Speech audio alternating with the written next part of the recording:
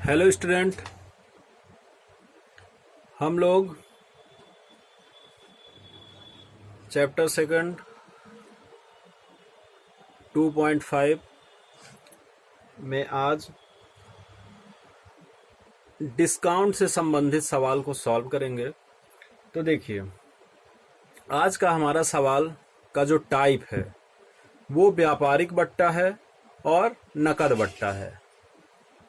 तो व्यापारिक और नकद बट्टे से रिलेटेड आपको जर्नल एंट्री करनी है। अब आप ध्यान दीजिएगा, व्यापारिक बट्टे और नकद बट्टे में थोड़ा सा डिफरेंस होता है। उस डिफरेंस को अगर आप ध्यान रख पाएंगे सवाल सॉल्व करते समय, तो आपके सवाल में कोई भी गड़बड़ी नहीं होगी आपकी जर्नल एंट्री करते टाइम। तो ध्यान रखिए, व्यापारिक छूट जो होती है,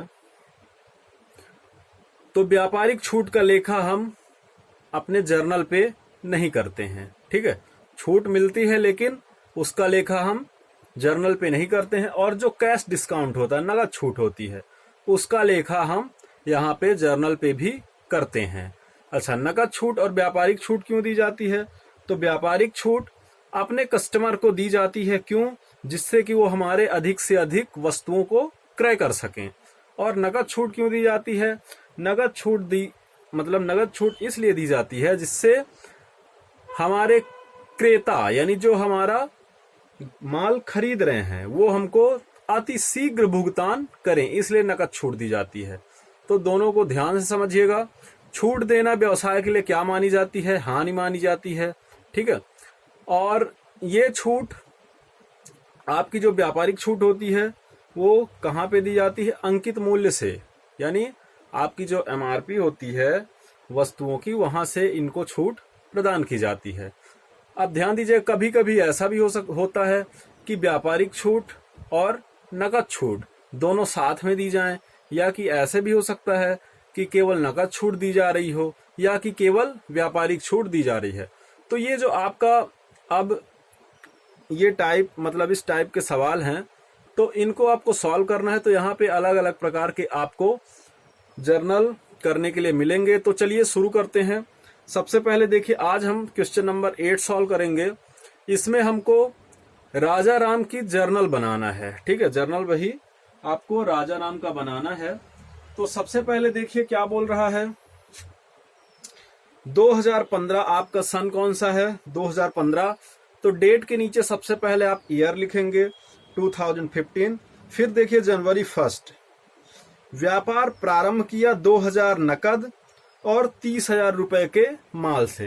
यानी कि राजा राम व्यापार में क्या ला रहा है? दो चीजें ला रहा है, एक तो कैश जो कि 2000 है, और गुड्स ला रहा है। तो गुड्स कितना है? 30,000 का। तो लिखिए, हमने आपको बताया था कि जैसे कैश और स्टॉक हमारा क्या है? वस्तुगत खाता। और व्यापार में कोई भी चीज अगर आ रही है तो उसको हम वस्तुगत खाते के रूल के अनुसार क्या करेंगे? डेबिट करते हैं। तो लिखेंगे 2015 जनवरी 1। तो देखिए,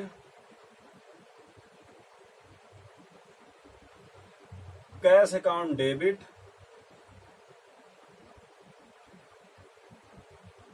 स्टॉक अकाउंट डेबिट। कैश कितना है? कैश का अमाउंट है आपका 2000। स्टॉक आपका कितने का आया है? 30,000 रुपए का। ठीक है, आपका 2000 कैश है और स्टॉक आपका है 30,000। तो टोटल कैपिटल कितनी होगी? टू कैपिटल अकाउंट आपकी टोटल कैपिटल होगी 32,000 रुपए। ठीक है, नरेशन लिखिए, being start business with cash and stock. ठीक है, आपका बिजनेस किन किन चीजों से स्टार्ट हो रहा है? कैश और स्टॉक से। आपकी ये पहली आपने जर्नल एंट्री कर ली। अब सेकंड देखिए, सेकंड लिखा है भूपेंद्र से 5,000 का माल 10% व्यापारिक बट्टे पर खरीदा। तो देखिए, हमने आपको क्या बताया था कि व्यापारिक जो छूट होती है, उस व्यापारिक छूट का जितना भी परसेंट है उसको हम घटा के यहाँ पे लिख देते हैं। अलग से हम डिस्काउंट की एंट्री यहाँ पे नहीं करते हैं। तो देखिएगा ध्यान से, जनवरी 3 है आपका, जनवरी 3 माल खरीद रहे हैं, तो परचेज आपका कहां पे जाएगा? क्रय खाता जाएगा आपका डेबिट पे। तो लिखिए परचेज अकाउंट डेबिट टू।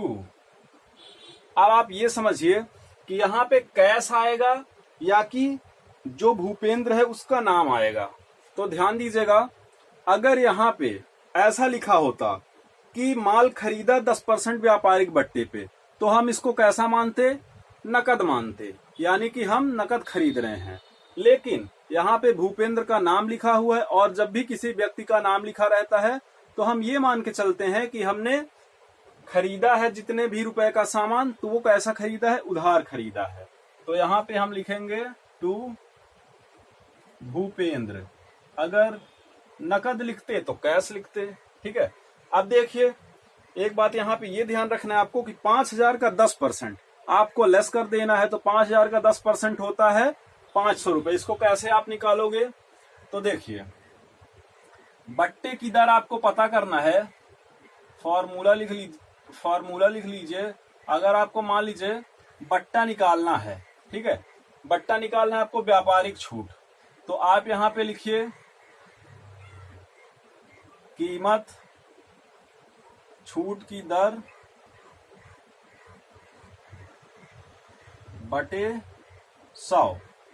ठीक, वैसे भी सिंपल सा है, आप लोगों से परसेंटेज निकालते आता है। तो देखिए कैसे, 5,000 का सामान हमने खरीदा, हमको छूट मिल गई कितनी? 10%।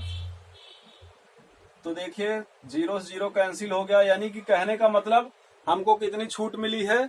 हमको छूट मिली है 500 रुपए। अगर 500 रुपए छूट मिल गई है 5,000 रुपए में से, तो हमने कितने रुपए का सामान खरीदा? फिर हमने खरीदा 4500 रुपए का, ठीक है।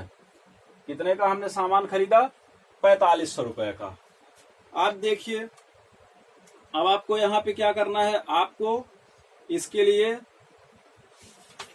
नरेशन लिखना है। तो नरेशन के लिए हमने आप सभी को बताया था कि नरेशन लिखना बहुत ही आसान है। आप लोग अपने जो आपके बुक में लिखा हुआ होता है, यानी क्वेश्चन जो दिया रहता है, तो उसको आप यहां से लिख सकते हैं, ठीक है। अब देखिए,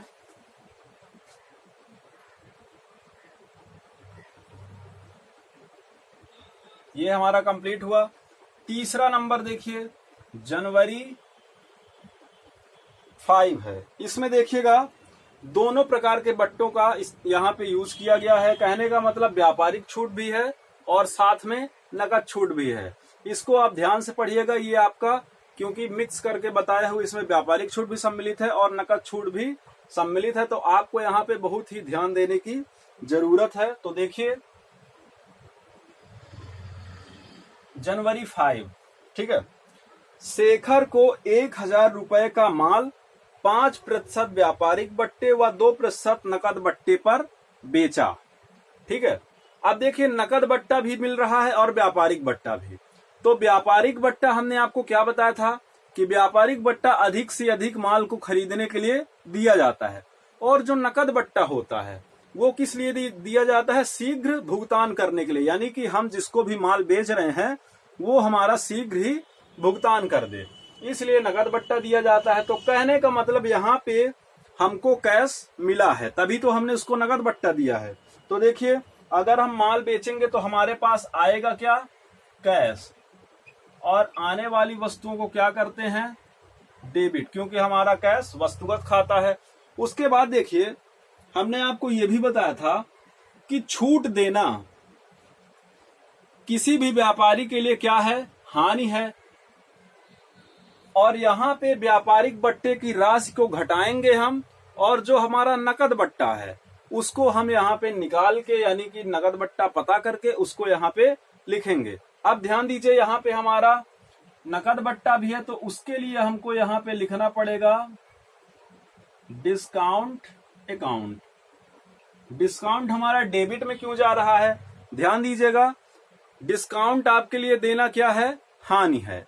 डिस्काउंट किस खाते में आता है, नाम मात्र खाते में आता है। और नाम मात्र खाते का रूल क्या है कि व्यय एवं हानियों को क्या कीजिए, डेबिट कीजिए। इसलिए आपका डिस्काउंट जो है कहां पे जा रहा है, डेबिट पे जा रहा। टू विक्रय खाता आपका सेल्स अकाउंट, ठीक है। अब देखिए 1000 रुपए का माल 5% व्यापारिक बट्टे पे बेचा गया है और 2% नगद बट्टे पे। तो सबसे पहले तो 1000 का 5% निकाल दीजिए। तो 1000 का 5% आप निकालोगे तो आपका 50 रुपए आएगा। देखिए कैसे, 0 से 0 कैंसिल हुए और 10 पना 50, यानी 1000 रुपए का माल हमने बेचा था जिसमें से हमने व्यापारिक छूट दे दी 50 रुपए की। तो अब हमारे मतलब हमने कितने रुपए का सामान बेचा, 950 रुपए बचे, ठीक है। अब देखिए टोटल सामान हमने कितने का बेचा है, 950 रुपए का, क्योंकि व्यापारिक छूट को तो घटा के लिख देते हैं। अब इसमें से देखिए 950 रुपए में से हमने 2% नकद छूट भी दी है। तो 950 का आप 200% निकाल लीजिए।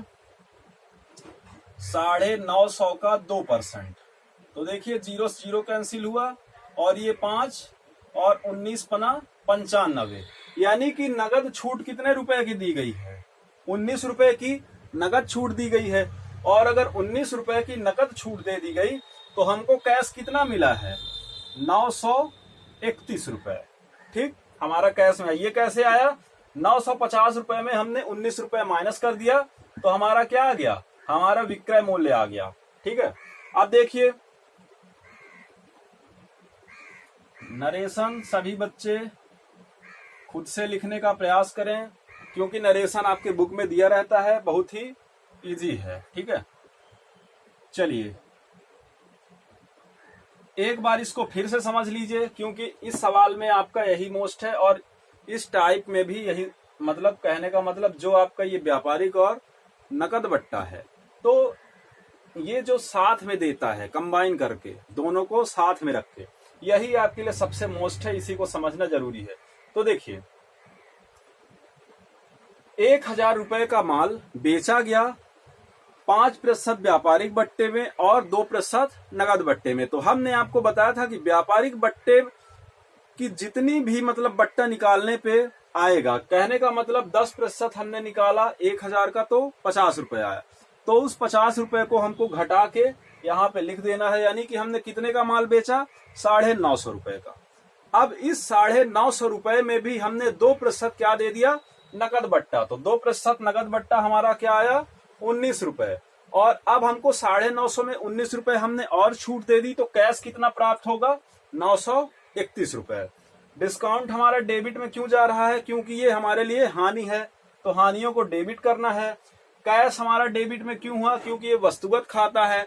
वस्तुगत खाते का रूल होता है आने वाली वस्तुओं को डेबिट करना है, ठीक है। अब चलिए आगे बढ़िए। जनवरी 25, यहां पे बोल रहा है वेतन चुकाया। देखिए वेतन चुकाना ये आपका क्या है, आपके लिए व्यय है, ठीक है। तो व्ययों को क्या करते हैं, डेबिट करते हैं। तो यहां पे लिखिए salary account debit to cash. अब कैश क्रेडिट क्यों हो रहा, क्योंकि व्यापार से कैश जा रहा है, ठीक है। इसका नरेशन लिख दीजिए, बीइंग पेड सैलरी, ठीक है। अब देखिए आपका इसमें जितने भी जर्नल आपको करने थे, यानी जर्नल एंट्री आपकी कंप्लीट हुई। अब आप इसका टोटल कर दीजिए। सैलरी आपने दी है कितने रुपए, 1000 रुपए, ठीक है। तो 1000 यहां पे लिख दीजिए, डेबिट में आपका 1000 और क्रेडिट में भी 1000, टोटल कर दीजिए। तो देखिए टोटल करने पे आपका क्या आ रहा है, 32,000, 32,400, 36,000, 36,500, ठीक है। 36,500 के बाद ये आपका 950 रुपए, तो ये आपका हुआ 46,450 रुपए, और ये 47,000 आपका हो गया 47,450 रुपए। इसको आप सुविधा के लिए यहाँ पे काउंट कर लीजिए, मतलब यहाँ पे कैलकुलेट कर लीजिए, तो 32,000, 32,400, 36,500, 950 और 1,000। तो देखिए 9 5 14 हासिल 1 4 2 6 7 8, 38,450 रुपए आपका क्रेडिट आ रहा। इसको भी आप प्लस करके देख सकते हैं, तो सेम बराबर बराबर देख लीजिए, यहाँ भी 950, यहाँ 4500, यहाँ 32,000, तो ये हमारा दोनों पक्ष बराबर है, यानी 38,450 आपका आ रहा है।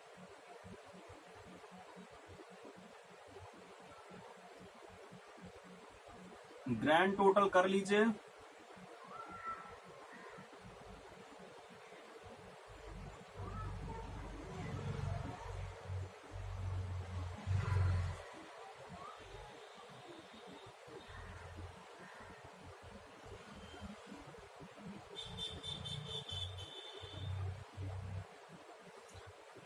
डेबिट में हम क्या लिखेंगे, 38,450 रुपए, और क्रेडिट में भी 38,450 रुपए। तो इस तरह से हमारा क्वेश्चन नंबर 8 कंप्लीट हुआ। अब आप लोग इसके आगे के सवाल ज्यादा से ज्यादा सॉल्व करें, क्योंकि व्यापारिक बट्टा और नगद बट्टा अगर आप समझ पाते हैं, सवाल ज्यादा से ज्यादा सॉल्व करेंगे तभी इनको समझ पाएंगे, और अगर समझ पाते हैं तो फिर मान के चलिए कि आपको आगे कहीं भी प्रॉब्लम नहीं होने वाली है। तो ठीक है, सभी बच्चे सवाल को सॉल्व करेंगे। Thank you.